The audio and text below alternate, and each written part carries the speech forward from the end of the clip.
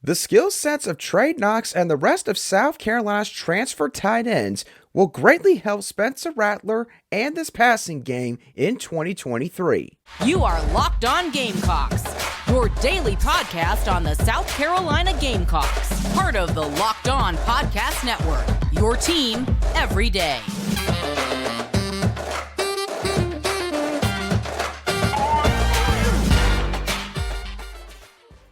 Hello, Gamecock Nation, and welcome back to the Locked On Gamecocks podcast, your show for the latest headlines and potential storylines on South Carolina Gamecock athletics. I'm Andrew Lyon, the host of this podcast, and also a staff writer for Gamecocks Digest over on SI.com. Thank y'all so much for making the Locked On Gamecocks podcast your first listen or watch here today. We are free and available both wherever you get your audio podcasts daily and also on YouTube. And real quickly, before we get into this Monday edition of Locked On Gamecocks, I want to thank each and every one of the veterans who have served our country and have helped us keep our freedoms that we get to enjoy every single day. And also those that are unfortunately no longer with us. May you forever rest in peace.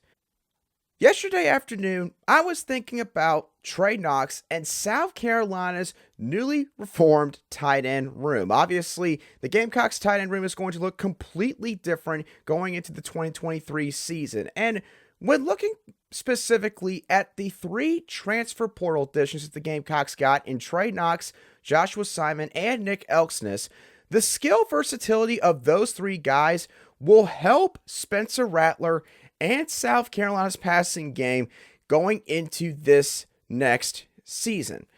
And to get an idea of why these guys are going to be important, I want to take us back to a really big question mark that this offense has going into the fall, and that's going to be the offensive line, especially in terms of the running game. And I'll get into how they can help out in the running game later on. But to continue with the passing game, because the running game in terms of blocking might not be so great in 2023, Spencer Rattler's going to be throwing the football a lot, which combined with the O-line's subsequent deficiencies in pass protection, especially on those edges, that's going to put Spencer in a lot of tough situations, both given the overall situation up front and also the likely high volume of passing snaps he is going to have. So how can each of the transfer tight ends in Trey Knox, Joshua Simon, and Nick Elksnis help out South Carolina's passing attack?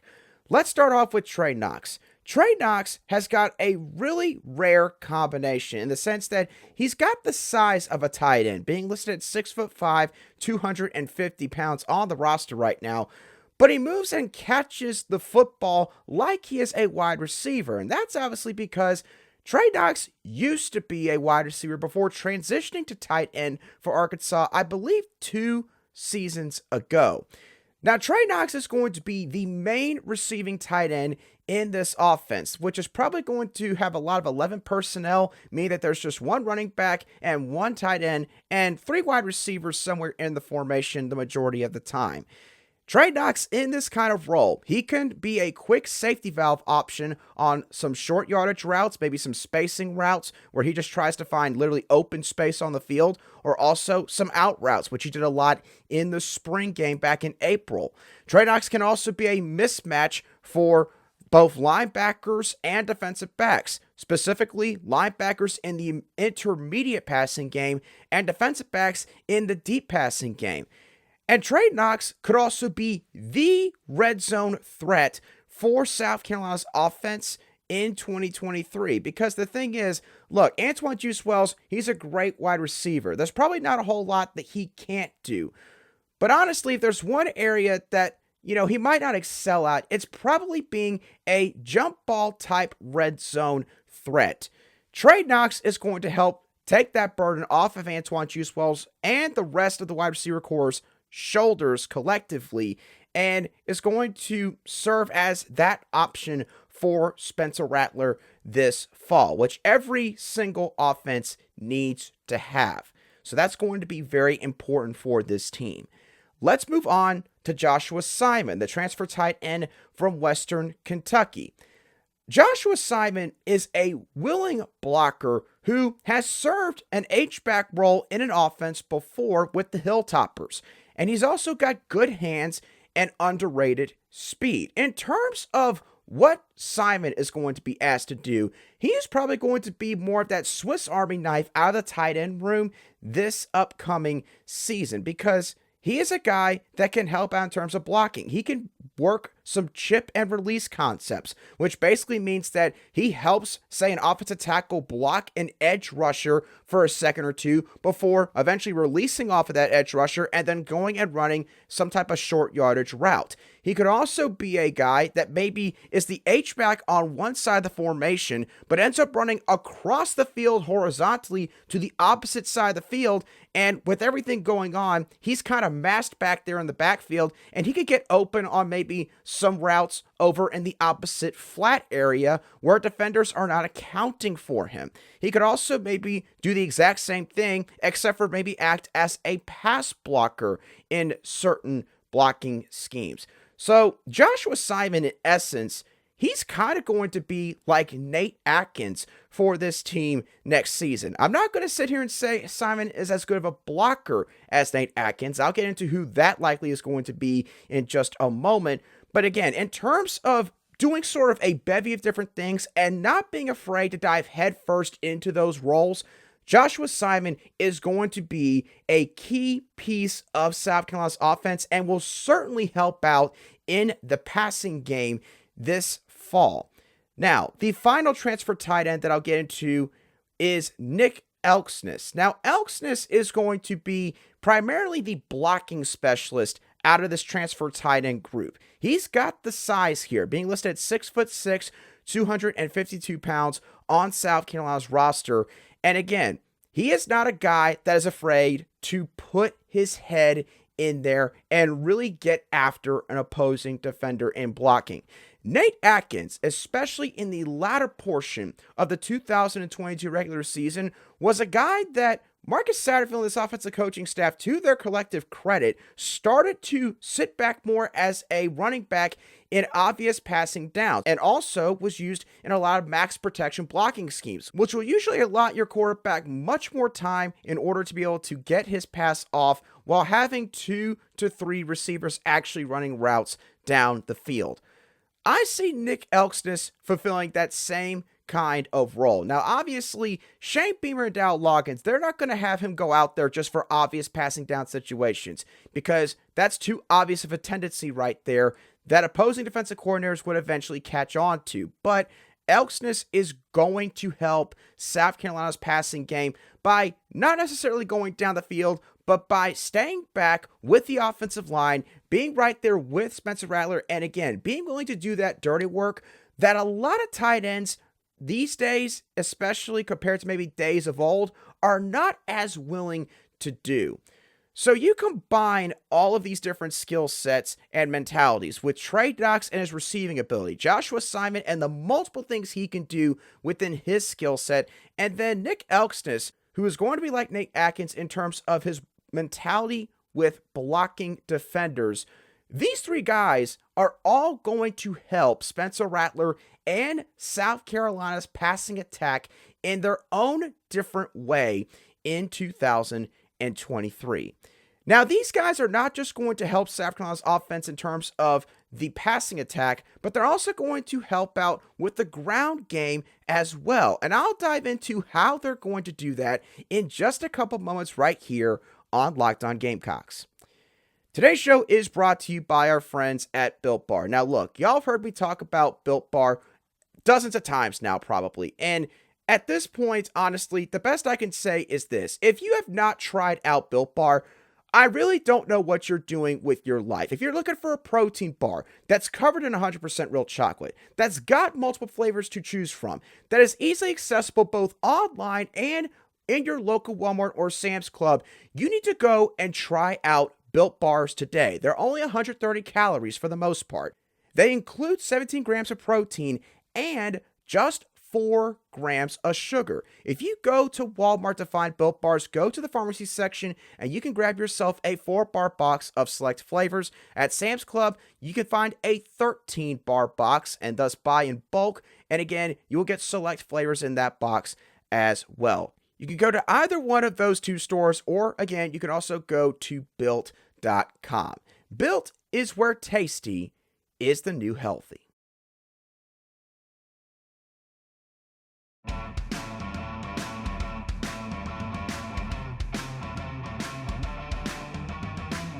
Welcome back to today's edition of the Locked On Gamecocks podcast, where we cover your South Carolina Gamecocks every single day. Thank you so much to all of you everydayers for making the Locked On Gamecocks podcast your daily choice for South Carolina Gamecock sports coverage. All right, let's continue our conversation surrounding South Carolina's new tight end room and how they're going to help out the Gamecocks offense in 2023. We talked about how they can help out Spencer Rattler in the passing attack early on in the show. Now, for just a couple of minutes, we're going to talk about how these guys are going to help out the running game. And the way they're going to do this is through their collective athleticism and their size.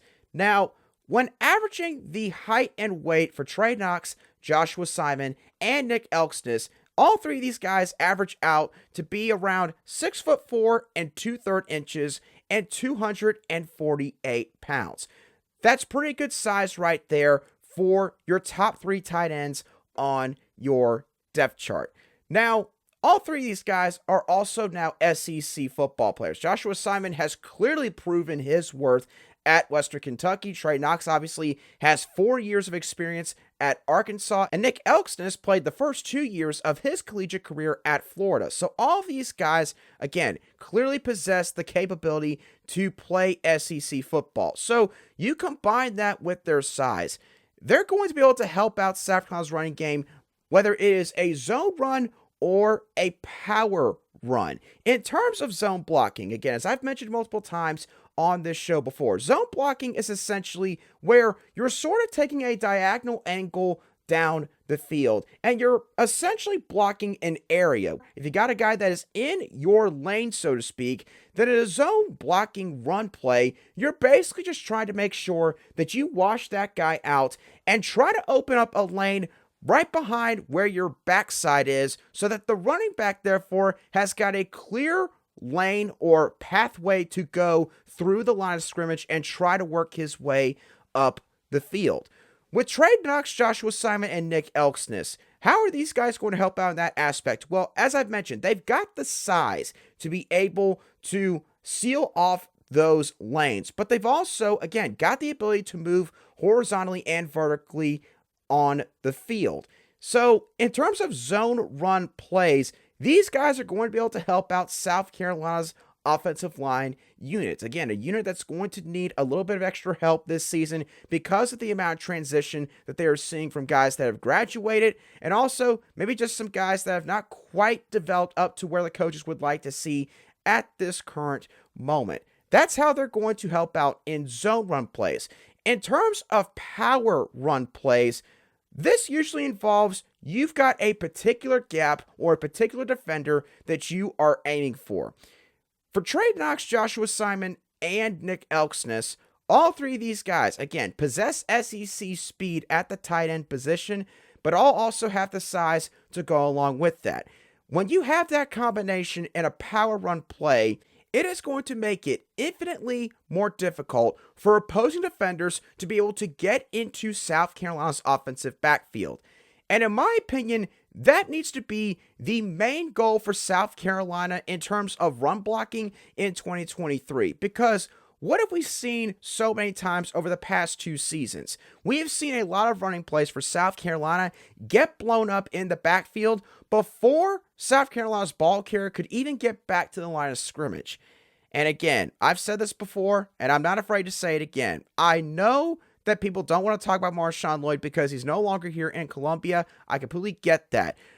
But in terms of the running game last year, Marshawn Lloyd masked a lot of bad blocking plays from this offensive line because of the speed, the agility, and the ball carrier vision that man had. South Carolina does not have a Marshawn Lloyd on their roster this year.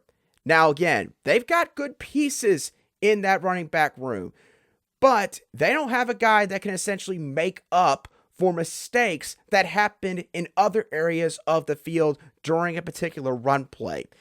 So, Trey Knox, Joshua Simon, and Nick Elksnis, and how well they can handle their one-on-one matchups when it comes to a power run blocking play is going to prove vital for this offense because, again, these running backs, they're not going to be able to really make up the difference with some of the issues that could take place up front. So, these guys, they need to make sure that they perform the fundamentals correctly. And when it comes to tight ends and run blocking, there's not a whole lot that you're exactly going to be asked to do. You don't have to blow guys up. You don't have to be driving guys back 5 yards down the field. The coaching staff would love it if they could do this consistently. But besides potentially Nick Elksnis, I don't think this is quite the tight end room that's going to be seen doing that more often than not. So, for these tight ends, the main goal just needs to be this.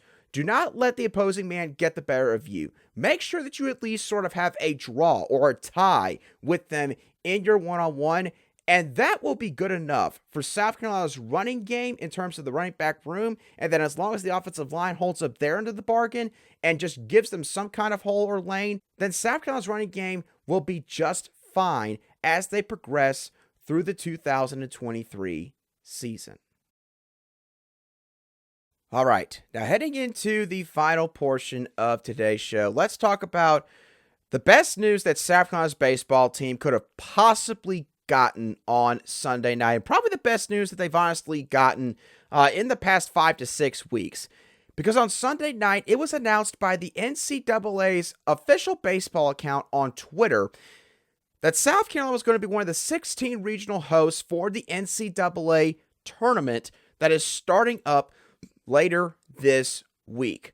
Obviously, this was a bit of a surprise for people that have followed South Carolina's baseball team this season because, as we talked about now ad nauseum recently, South Carolina's baseball team has not done that great the last 4 weeks. We do not need to dive back into all the issues that they have had, but here's the entire point where I'm going to get at. This is a new season for South Carolina. And there's a few reasons why they're going to be able to now host home games instead of going out on the road.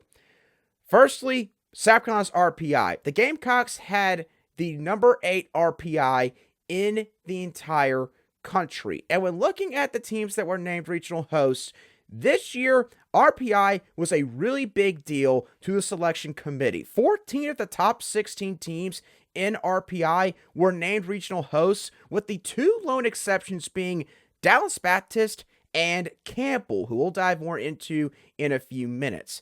Another reason why South Carolina was named a regional host, we got to be honest, the strength of the SEC helped out South Carolina's case this year.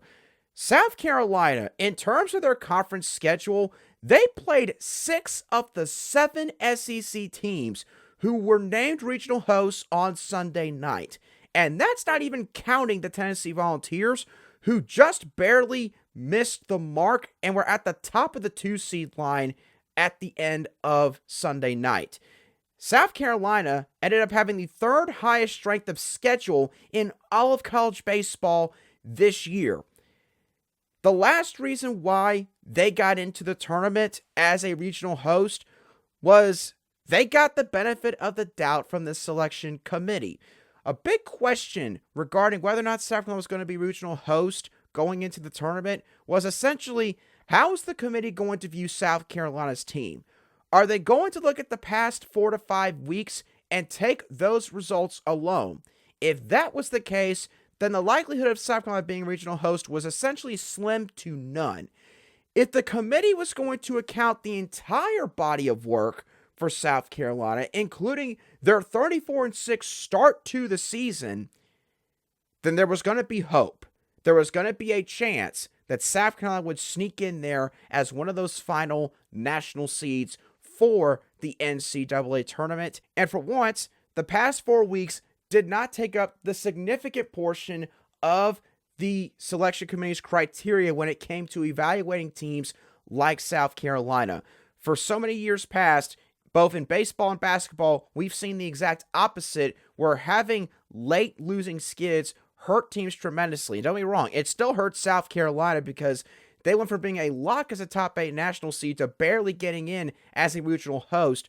But either way, they took in those first 40 games, and they clearly gave South Carolina the benefit of the doubt in terms of assuming that injuries likely played a massive role in what all happened in the last 4 weeks of the season. So RPI, their SEC schedule, and the selection committee all played a role in South Carolina being named a regional host. Now, what could this mean for South Carolina's morale or psyche, and what would a road trip have done to this team if they were not named a regional host? Well, in terms of South Carolina's psyche being a regional host, I mean, you have to think that that locker room is fired up right now. You do. This team has been looking for anything to be really happy about, to be prideful about for the past 4 to 5 weeks. They've been beaten down and battered by injuries, by obviously some miscues on their part, the schedule that they had to play at the end of the season, which was just a gauntlet looking back. And besides their blowout win against Georgia in the SEC tournament, they didn't really have a whole lot to show in Hoover.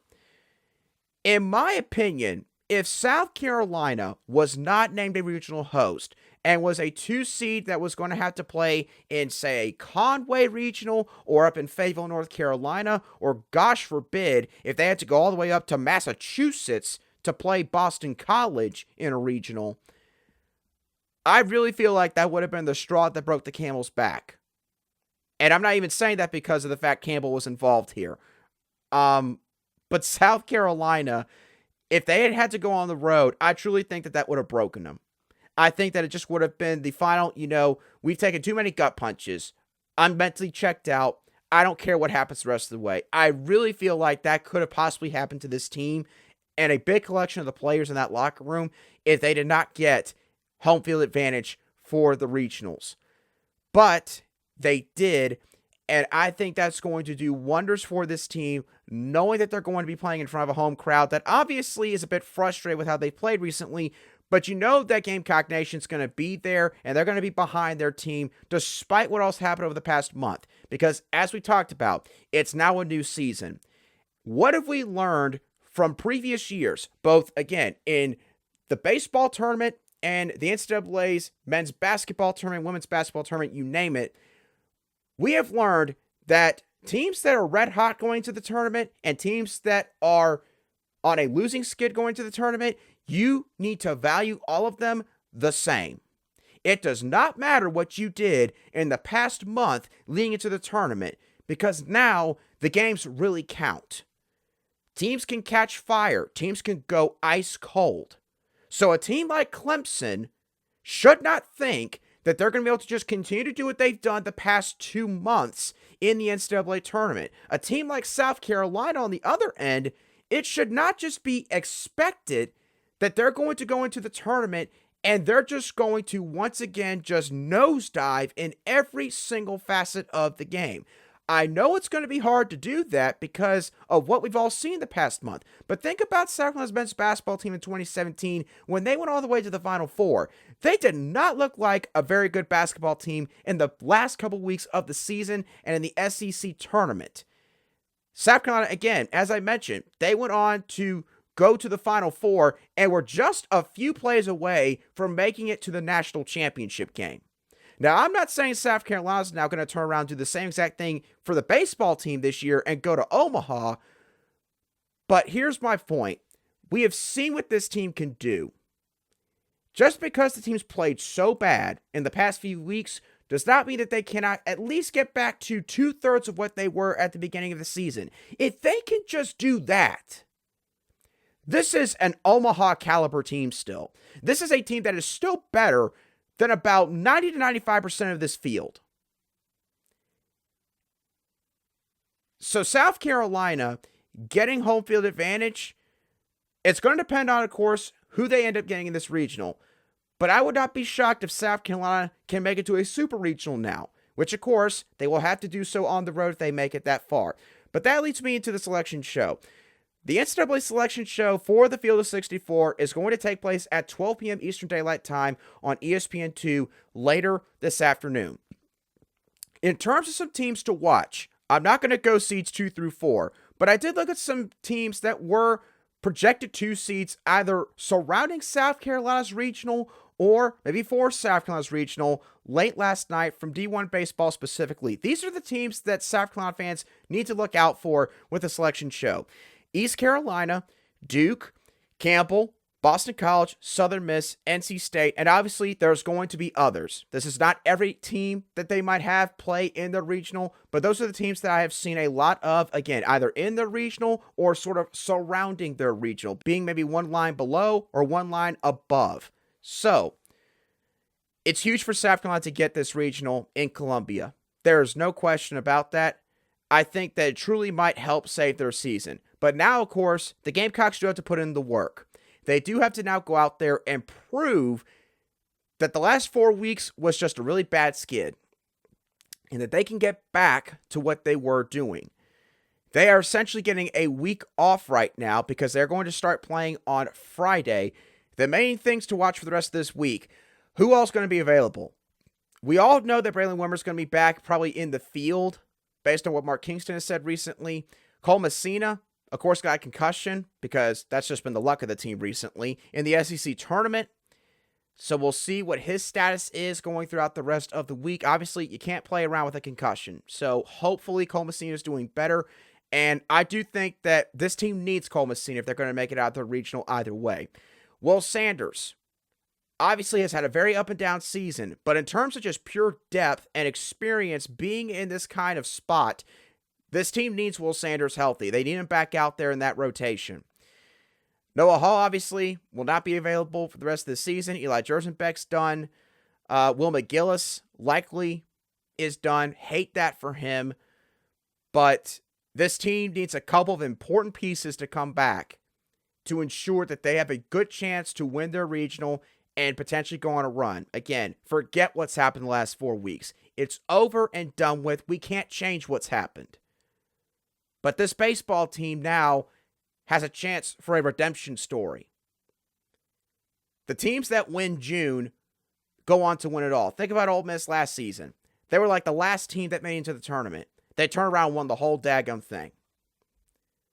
Why can't South Carolina make a run?